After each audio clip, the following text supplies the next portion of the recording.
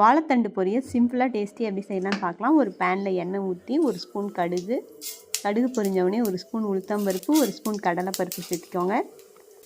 இதோட பொடியாக நறுக்கி வச்சுருக்க ஒரு பெரிய வெங்காயத்தையும் இதில் சேர்த்துக்கலாம். இதில் கொஞ்சமாக கருவேப்பிலை, 2 பச்சை மிளகா, 1 வரமிளகா காரத்துக்கு சேர்த்துக்கலாம். இது நல்லா வணங்கினதுக்கப்புறம் நான் பொடியாக நறுக்கி வச்சுருக்க தண்டை மோரில் தண்ணியில் போட்டு வச்சுருக்கேன். அதையும் இதோட சேர்த்துக்கலாம். மோர் தண்ணியில் போட்டு வச்சா தண்டு கலர் மாறாமல் இருக்கும். இதுக்கு தண்டுக்கு டேஸ்ட்டு கொடுக்குறதே இந்த பாசிப்பருப்பு தான். அதையும் 2 ஸ்பூன் சேர்த்திக்கலாம். இதுக்கு தேவையான உப்பு போட்டு தண்டு மூழ்கிற அளவுக்கு தண்ணி ஊற்றி லிட் போட்டு வேக வச்சுருங்க. ஒரு 10 நிமிஷத்துலேயே தண்டு பாசிப்பருப்பெல்லாம் நல்லா வெந்திருக்கும். நல்லா மிக்ஸ் பண்ணிக்கோங்க.